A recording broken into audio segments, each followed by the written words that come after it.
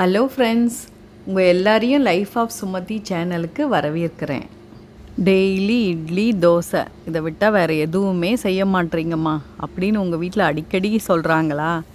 அவங்களுக்காகவே தாங்க இன்றைக்கி ஒரு டிஃபன் பார்க்க போகிறோம். இது ரொம்ப டேஸ்ட்டாக இருக்க கரண்டி தோசை. இது ரொம்ப சீக்கிரமாக செஞ்சிடலாம். ஒரு சில இன்க்ரீடியன்ட்ஸ் வச்சு ரொம்ப டேஸ்ட்டாக செய்யலாங்க. வெளியே மொறுமொறுன்னு கிறிஸ்பியாக இருக்கும், உள்ளே சாஃப்டாக இருக்கும். டேஸ்ட் மட்டும் இல்லைங்க, வாசனையும் ரொம்ப ரொம்ப சூப்பராக இருக்கும். வாங்க எப்படி செய்யறதுன்னு பார்க்கலாம். ஒரு பவுலில் 1 கப் பச்சரிசி எடுத்துக்கிறேன்.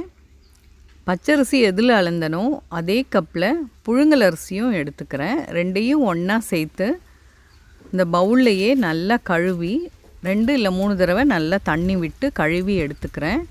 தண்ணி இல்லாத எடுத்த அந்த அரிசியில் அது முழுகிற அளவு தயிர் சேர்க்குறேன். இது ஓரளவு புளிப்பான தயிராக இருக்கலாம், இல்லை புளிக்காத தயிராக இருக்கலாம். ஆனால் ரொம்ப புளிப்பான தயிர் வேண்டாங்க. இந்த அளவு தயிர் சேர்த்து நல்லா அந்த அரிசியை தயிர்லேயே ஊற விடுறேன். இந்த அளவு அரிசி தயிரில் ஊறி இருக்கணும். இது 2 மணி நேரம் நம்ம ஊற வைக்கணும். அப்படி இல்லை நம்ம நாளே நைட்டு ஊற வச்சிட்டோன்னா இதை நல்லா மூடி ஃப்ரிட்ஜில் எடுத்து வச்சிடலாம். 2 மணி நேரம் கழித்து பார்க்கலாம். அரிசி நல்லா ஊறி வந்திருக்கும். தயிரில் இருந்த தண்ணி எல்லாம் அரிசி இழுத்துக்கிட்டதால் தயிர் நல்லா கட்டியாக ஆகிடும். நம்ம நல்லா கலந்து கொடுக்கணும். தயிரும் அரிசியும் நல்லா ஒன்றா கலந்ததுக்கப்புறம் ஒரு சின்ன உருளைக்கிழங்கு எடுத்துக்கிறேன். இதை நல்லா தோல் சீவிட்டு பொடியாக கட் பண்ணி இந்த அரிசியில் சேர்த்துக்கிறோம். இது ஆப்ஷன் தான், உருளைக்கிழங்கு வேணான்னா நம்ம விட்டுடலாம். அரிசியே உருளைக்கிழங்கோட நம்ம ஊற வச்ச தயிரையே வச்சு அரைச்சிடணும். தண்ணி எதுவும் சேர்க்கக்கூடாது. இந்த அளவு கொரகரப்பாக ரவை பதத்துக்கு நம்ம அரைச்சி எடுத்துக்கிறோம். இது மிக்சிலேயே ஈஸியாக மசிஞ்சிடும். பொடியாக கட் பண்ண 2 பெரிய வெங்காயம், மெலிசா வட்ட வட்டமாக நறுக்கின 3 பச்சை மிளகா, கருவேப்பிலை, இது எல்லாமே நான் இந்த மாவில் சேர்த்துக்கிறேன். ஒரு பெரிய கேரட் துருவி எடுத்து வச்சுருக்கேன், அதையும் சேர்க்க போகிறேன். நம்ம வேறு என்ன காய் நம்மளுக்கு பிடிக்குதோ அதையும் சேர்க்கலாம். கேப்சிகம், கோஸ், இந்த மாதிரி நம்மளுக்கு பிடிச்ச காய்கறி அதையும் இந்த துருவி இது கூட சேர்த்துக்கிறோம். இப்போ தேவையான அளவு உப்பு சேர்த்துக்கிறேன். 1/2 ஸ்பூன் அளவு உப்பு சேர்க்குறேன்.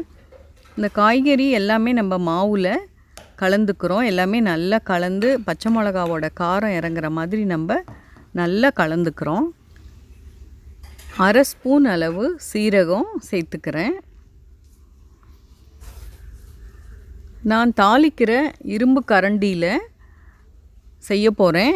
இதை அடுப்பில் வச்சு நல்லா சூடானதுக்கப்புறம் 1 ஸ்பூன் எண்ணெய் சேர்த்து நம்ம மாவு கலவையை அதில் சேர்க்குறேன். ஒரு கரண்டி நல்லா பெரிய கரண்டி அளவு சேர்த்து சிம்மில் வச்சு கொஞ்சம் நல்லா வெந்ததுக்கப்புறமா நம்ம ஸ்பூனில் திருப்பி போட்டோன்னா பாருங்கள், இந்த மாதிரி கிறிஸ்பாக நமக்கு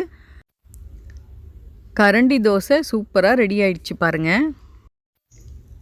இதே மாதிரி நம்ம எல்லா மாவையும் இந்த குட்டி தாளிக்கிற கரண்டியில் ஒரு தோசையாக ஊற்ற போகிறோம். இது பார்க்குறதுக்கு பன் மாதிரி இருக்குங்க. பன் தோசை ரொம்ப சூப்பராக சாஃப்டாக வரும். இந்த மாதிரி மூடி வச்சிட்டோன்னா உள்ளே நல்லா வெந்திருக்கும். கேஸை சிம்மில் வச்சுருந்தா தாங்க இது உள்ளே வரைக்கும் நல்லா வேகும். நம்ம மாவு அரைக்கும்போது கொஞ்சம் தண்ணியாக ஆயிடுச்சுன்னா ஒரு 2 ஸ்பூன் அளவு ரவை சேர்த்து நம்ம சீரகம் சேர்க்கும் போதே ரவையை சேர்த்து ஊற வச்சிடலாம். இது நான் வீட்டில் இருக்க பசுந்தயிர் ஊற வச்சு அரைச்சதால் நம்ம சுடும்போதே அந்த மாவு அரைக்கும் போதே அதில் இருக்க வெண்ணெயெல்லாம் திரண்டு வந்துச்சு. சுடும்போது ரொம்ப டேஸ்ட்டாக அவ்வளோ ஒரு வாசனையாக சூப்பராக இருந்ததுங்க.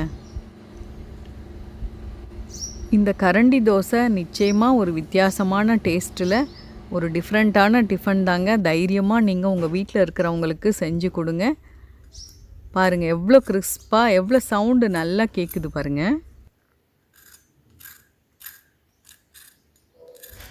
இந்த வீடியோ உங்களுக்கு பிடிச்சிருந்தா மட்டும் சப்ஸ்கிரைப் பண்ணுங்கள். செஞ்சு பார்த்து பிடிச்சிருந்ததுன்னா உங்கள் ஃப்ரெண்ட்ஸ் அண்ட் ரிலேஷன்ஸ்க்கு ஷேர் பண்ண மறந்துடாதீங்க. அப்புறம் ஒரு முக்கியமான விஷயம், வீடியோவுக்கு லைக் போட மறந்துடாதீங்க. தேங்க்யூ.